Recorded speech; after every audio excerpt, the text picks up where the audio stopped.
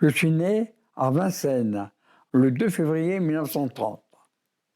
J'ai 8 frères et sœurs.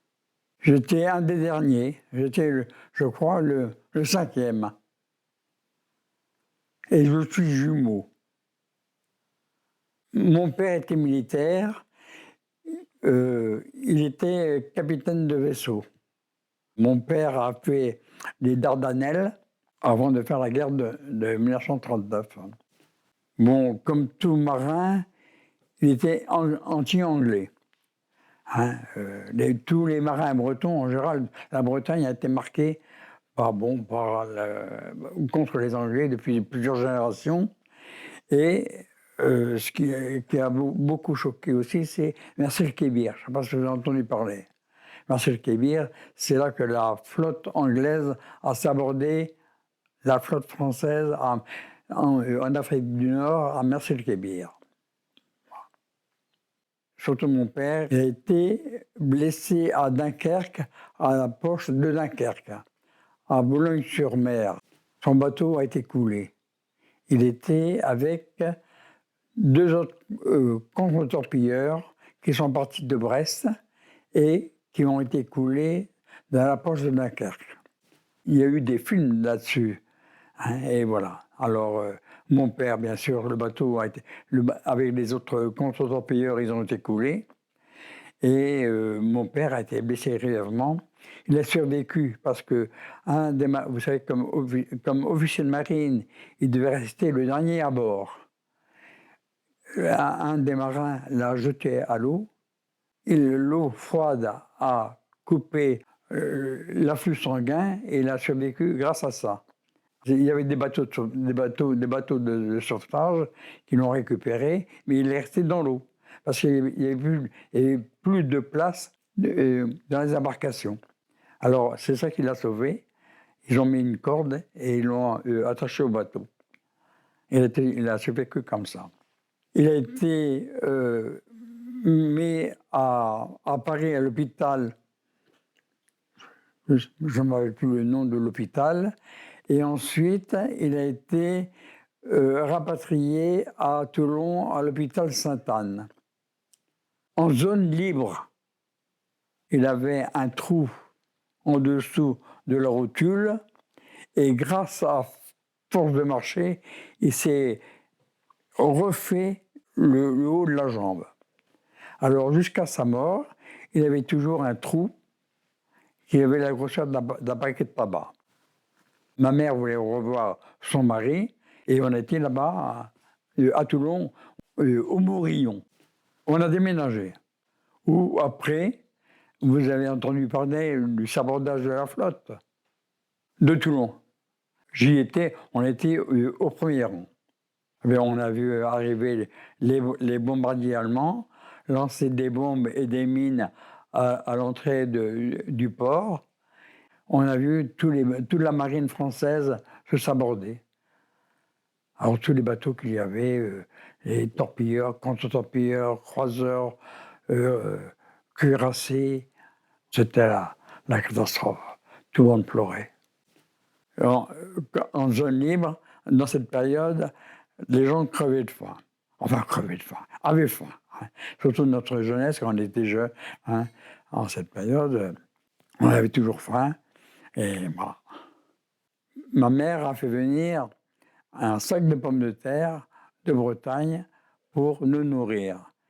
Et là, de la gare de Toulon, chez nous, quand on était au Morillon, il y avait un long passage et le contrôleur du tramway a demandé à ma mère de lui donner des pommes de terre pour payer le voyage. Voilà. Vous dire, c'est que tout le monde crevait la dalle. Hein. C'était la période des rues Tabaga. Je ne sais pas si vous avez entendu parler. Voilà. Quand mon père, en sortant de sa convalescence, il a été nommé à la commission d'armistice à Wiesbaden. Il devait gérer les malgré nous, c'est-à-dire les Alsaciens et les Lorrains qu'ils étaient devenus allemands. Et le gouvernement de Vichy lui avait dit, vous allez aller en Allemagne régler le problème des Alsaciens-Lorrains. Alors il est resté à la commission d'armistice jusqu'à l'armistice. Après l'armistice qui était signé quand les Allemands sont envahis la France entière, mon père était prisonnier de guerre. Et ensuite, à la fin de la guerre, il est passé devant le tribunal, comme tout officier de marine, et on ne lui a retrouvé aucun acte anti-français, c'est-à-dire qu'il n'y a pas eu de problème. Alors, ensuite, nous sommes retournés en zone occupée, quand mon père était prisonnier, et là, on a subi les bombardements de Rennes, les bombardements en 1944. Et là, on a subi des gros bombardements, et on a eu la veine, la bombe qui devait anéantir la maison n'a pas explosé. Mais notre maison était au bord de la Vilaine et les bateaux de la voile étaient en feu. Alors on a été traumatisés. Et on a été se réfugier à Amanlis. Alors un jour, il y a des paysans qui sont arrivés avec une charrette. Ils ont mis toute la famille dans la charrette et on a été se réfugier à quelques kilomètres de Rennes. Et le village s'appelait Amanlis. Et c'est là qu'on a vu arriver les troupes américaines. Les troupes américaines où on a changé des œufs contre des chewing-gums et ainsi de suite. Mais il y avait aussi des périodes, juste un peu avant que les Américains arrivent, il y avait le mitraillage des routes. Je ne sais pas si vous en avez parlé des Nining. Les Nining, c'est un avion bipoutre américain qui faisait des mitraillages des routes. Et là, il fallait se mettre dans le fossé quand les avions passaient. Et ça faisait un boucan épouvantable. Et voilà. Mais on n'a jamais été blessés. Et pour empêcher les Allemands, les Allemands qui arrivaient sur le front de Normandie, on était dans une école religieuse et les Américains avaient fait des stocks dans l'école où on se trouvait. Et nous, garçons, on cherchait partout, on voyait des choses invraisemblables. Et un jour, on a ouvert des paquets et nous sommes tombés sur des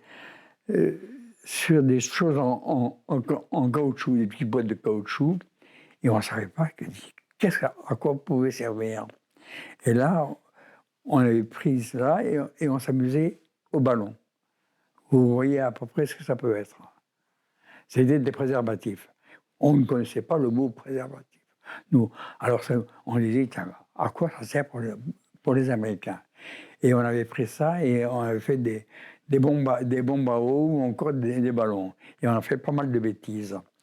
Et en cette période aussi, il y a eu des périodes quand même assez dangereuses, des imbécilités de notre part. Quand les Allemands sont partis, ils ont laissé beaucoup de matériel. Et dans le matériel, eh bien, on récupérait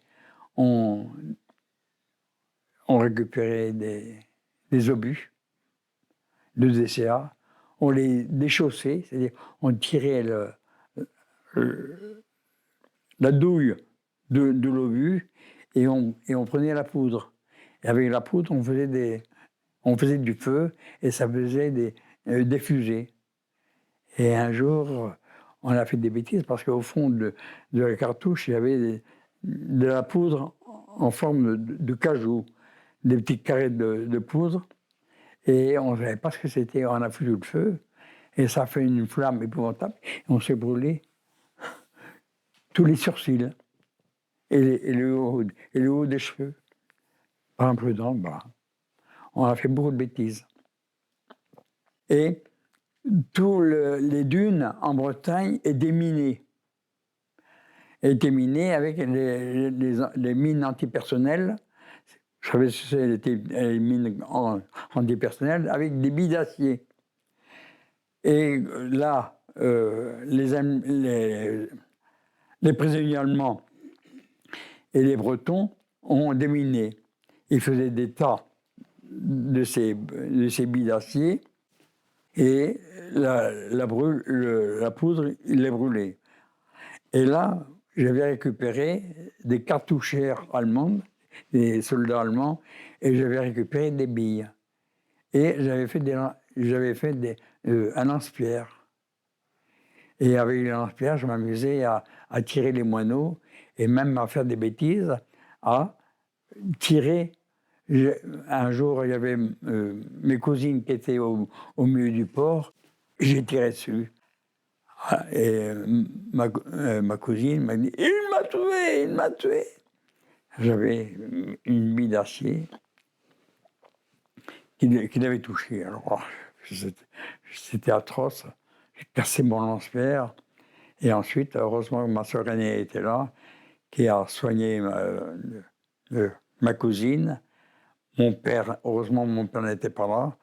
J'aurais reçu une rouste, quelque chose de mémorable. Et alors, on vient de voir ma cousine dernièrement, qui est encore vivante. On se racontait ces histoires-là. Oui, j'ai fait beaucoup de bêtises. Alors, j'étais un très mauvais élève. En 1948, j'avais 18 ans. Mon père m'a dit « Tu vas rentrer dans l'armée ». Bon, ok. Parce que j'étais un élève pas très brillant du tout. Et je dis ok à mon père. Et alors je suis rentré à l'école de Rochefort, l'école de mécanicien. Et là, ça a très bien marché. Je me suis un peu découvert, ça m'a intéressé. Et je suis sorti de l'école de Rochefort avec un breveté. Alors j'ai eu un problème de santé. En sortant de l'école de Rochefort, j'ai attrapé une double pleurésie. Alors j'étais un peu handicapé. J'étais nommé à Aix-en-Provence.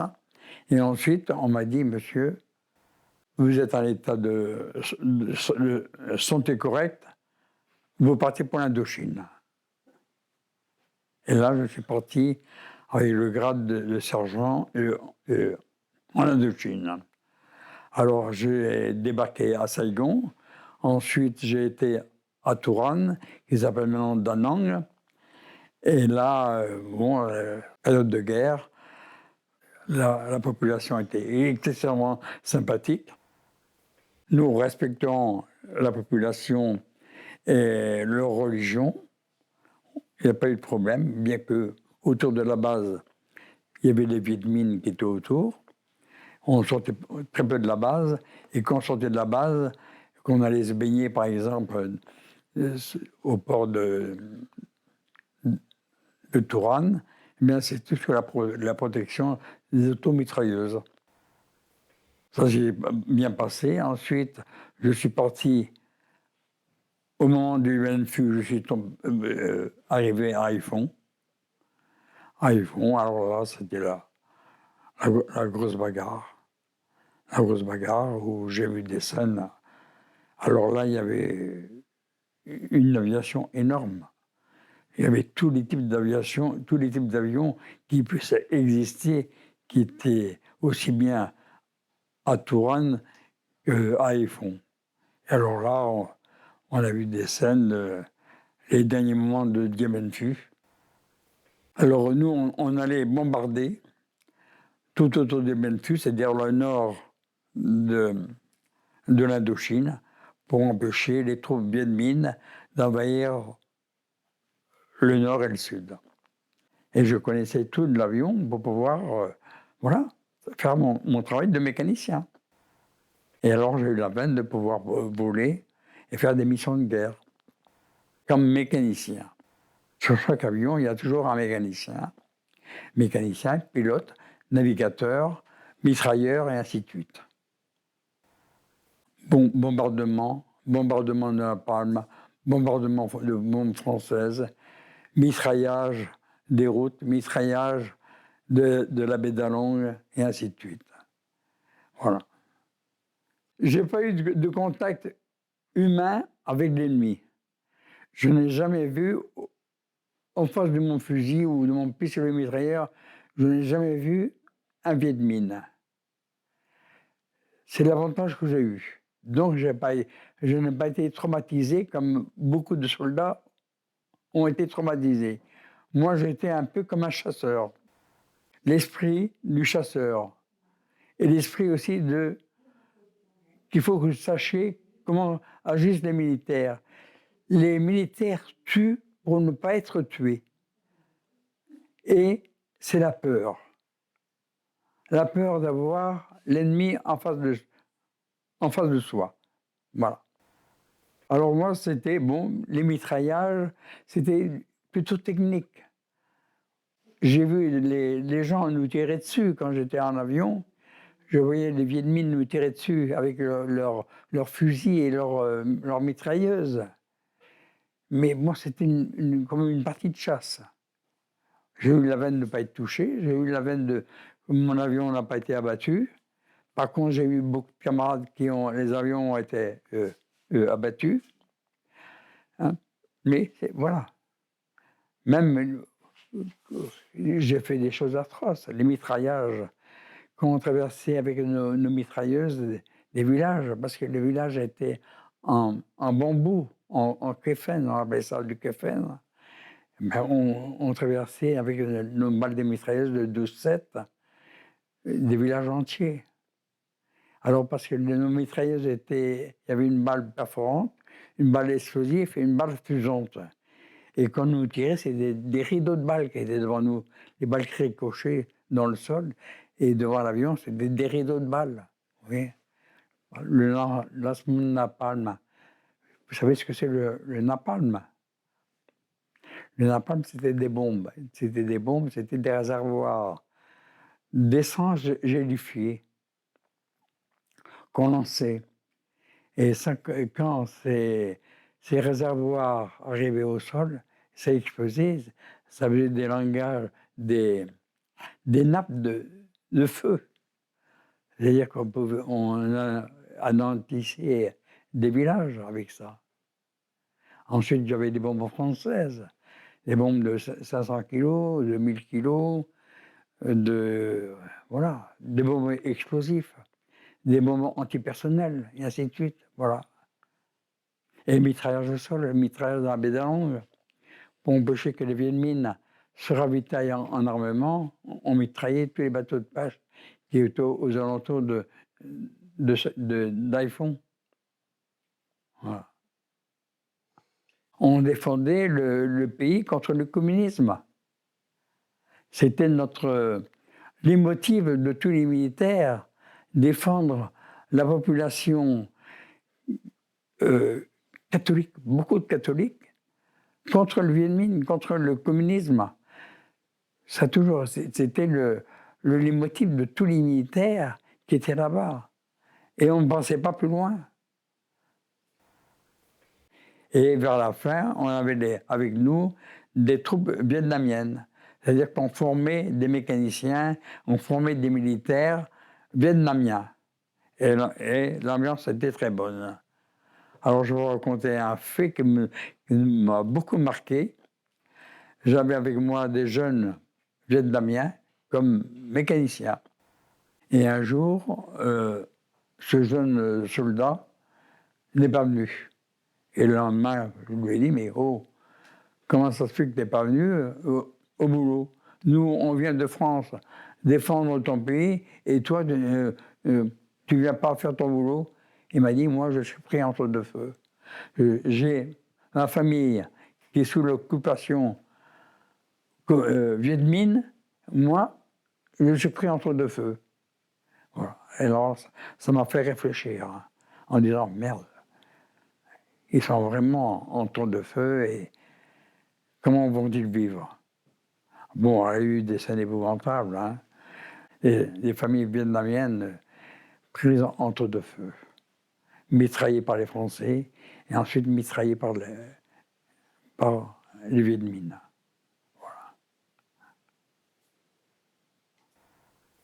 Alors, j'ai vu la fin la fin de Dien Bien Phu, ce fameux combat où on a perdu la guerre. Et je me rappelle, moi, les dernières scènes de Dien Bien Phu où les soldats, les derniers parachutages qui se faisaient sur Dien Bien Phu pour protéger. Et alors j'ai vu, c'était en général des soldats allemands, des anciens prisonniers allemands qui étaient rentrés dans la Légion étrangère et ils sautaient les derniers sur Dien Bien Phu. Et un jour, en face, ils étaient en train d'embarquer, ils avaient le casque, et leur parachute, le bac-sac, qui s'appelle, ils avaient leurs munitions, l'armement. Il y avait entre ces soldats allemands, ces légionnaires allemands qui étaient grands. J'ai vu un gars qui était petit, qui faisait à peu près de ma taille, même peut-être plus que moi, qui avait les jambes bronzées. Je m'approche de lui et je dis, mais oh, tu es laotien? Tu es cambodgien? Tu es vietnamien? Non, je suis légionnaire. Je me suis régulé, je me suis mis au garde à vous et je l'ai salué parce que je savais qu'il allait à la mort. À la mort. On a sous-estimé la force des Viet Minh. Les Viet Minh ont été armés par les Chinois et par les Russes et on n'aurait jamais pensé qu'ils puissent faire ce qu'ils ont fait, c'est-à-dire transporter des canons, transporter des munitions, et avec leurs balanciers. On appelait ça les balanciers. C'est-à-dire, vous savez que les Viet Minh transportaient avec un bambou, deux paquets, et là, ils ont fait des choses invraisemblables. Toute la population s'est mise et ils nous ont vaincus. Là, c'était la catastrophe de l'armée. On a sous-estimé ce peuple. Et ensuite, bon, il y a eu la suite. Hein, les Américains, ils ont pris une piquette. Voilà. On a sous-estimé les Vietnamiens. Et on a perdu l'Algérie à cause de ça. Le colonialisme en a pris un sacré coup. Et alors, c'est là que, quand je suis rentré en France, j'ai retrouvé ma femme à Chambéry. J'ai trouvé une femme, une épouse à Chambéry. Et le dimanche et le samedi, on allait faire du ski. Et un jour, j'ai rencontré une jeune fille qui s'est devenue ma femme. Un groupe de jeunes filles qui étaient dans l'enseignement. Et on faisait du ski ensemble. Et on a décidé de se marier au bout d'un certain temps, de 2 ans. C'est ma vie. Ma vie, mes enfants et ma femme. Parce qu'après, bon, je suis rentré en France, j'ai fait la guerre d'Afrique du Nord aussi. Alors j'ai fait la période d'Algérie en plusieurs périodes. En général, c'était des périodes de 3 à 6 mois, je ne savais pas. Alors je fais dans un premier temps, j'étais basé à Tébessa, sur un petit avion, un petit avion qui s'appelait le Moine 500. C'est l'ancien Fuseleur allemand. C'est un avion d'observation qu'on avait équipé de mitrailleuses légères. Alors là, on faisait la sécurité de la frontière. À la frontière. Alors on empêchait les troupes, les Filouses, d'envahir l'Algérie. Voilà. Enfin, vous voyez, j'ai fait plusieurs périodes. Ensuite, j'ai été comme la base de Tellerma, qui se trouve dans le Constantinois. Voilà. Là, ça a été une autre paire de manches. J'étais marié, un enfant. Là, ça a été très, très difficile. Alors, c'était très dur. Bon, mais j'étais militaire.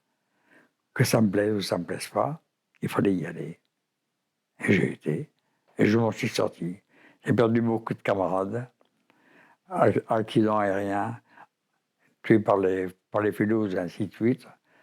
Bon, jusqu'au dernier jour de la guerre, moi, j'ai perdu un camarade qui était sur le 26, il était navigateur. C'est un garçon qui était venu, qui avait fait l'école de Rochefort en même temps que moi. Eh bien, le dernier jour de la guerre d'Algérie, il y a une balle qui lui a traversé le blague, entre deux plaques de blindage qui a traversé. Il a reçu la balle dans le cou. Il a été saigné comme un cochon. Mon camarade, le dernier camarade. Le dernier jour de la guerre d'Algérie. Voilà. Alors ça m'a beaucoup marqué aussi. Un garçon brillant, qui était devenu officier, était devenu lieutenant. C'est un garçon brillant. Et voilà, comme il a terminé. Épouvantable, la guerre. Tuer pour tuer, c'est épouvantable. Voilà. J'ai eu la veine de mettre mes enfants, de faire de mes enfants des adultes. C'est ma plus grande joie. J'ai réussi à mener ma vie comme on doit mener une vie, quoi. J'ai fait mon travail d'homme. Je suis très, très content d'avoir fait mon travail d'homme. D'avoir fait de mes enfants des gens, des enfants responsables, voilà, avec leurs enfants. C'est ma plus grande joie. Dans mes petits-enfants, j'ai 2 militaires déjà. J'ai un petit-fils qui est capitaine, qui rentre justement à l'école de guerre, donc il va avoir une très belle carrière, et un autre qui est lieutenant dans l'aviation. On doit servir la nation pour sauvegarder la nation. Avec ce qui se passe actuellement, avec l'histoire de l'Ukraine, l'histoire d'Israël, il faut absolument sauver sa nation et consacrer notre jeunesse à la nation.